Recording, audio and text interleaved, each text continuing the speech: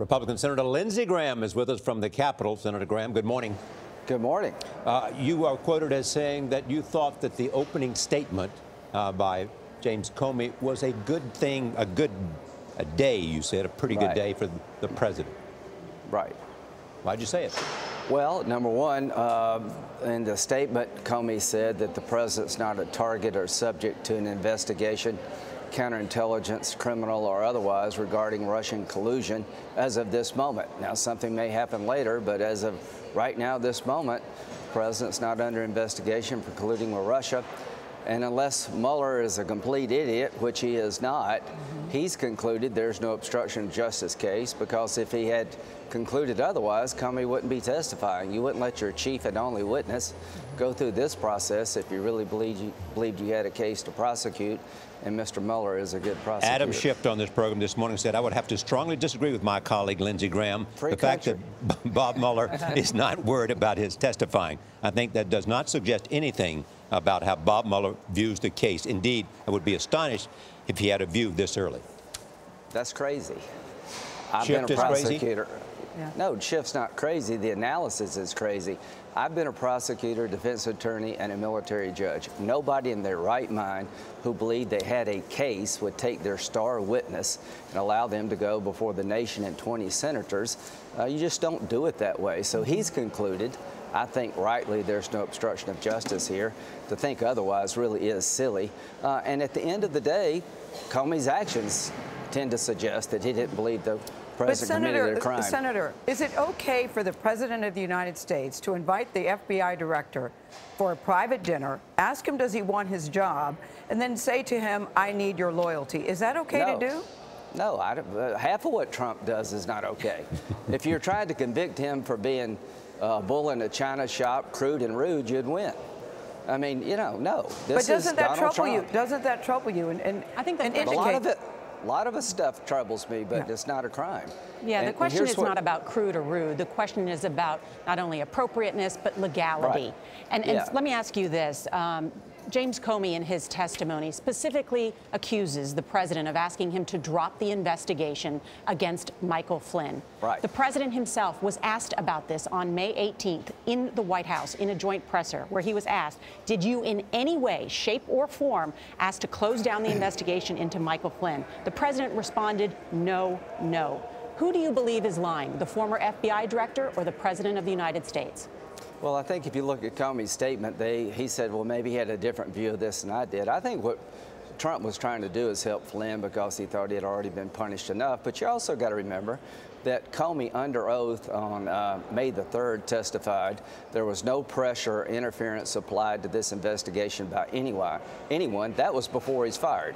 Now that he's been fired, he has a different story to tell. But here's the deal. When Comey was asked under oath, has anybody tried to interfere with this investigation, he said no.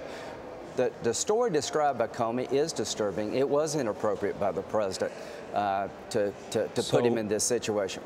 So the question is, what would be necessary in your eyes to take what we already know and make it obstruction of justice?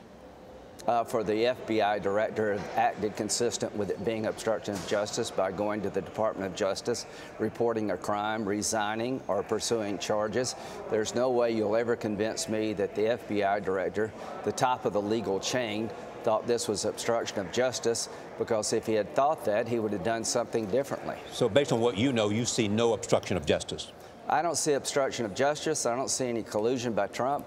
You know, Trump can't collude with his own government, so I doubt if he's colluding with the Russians. So here's the deal. Keep looking. Find out what's out there. I think what bothers me the most about President Trump and Russia is his weak and naive response to Russia's interference in our election. He seems to have a view of Putin as disconnected from everybody else in Washington, and that really bothers me. But let this investigation go forward. Let Mueller go forward. But I want to tell your audience, in my mind, there is no evidence of collusion. If you don't believe me, ask Comey.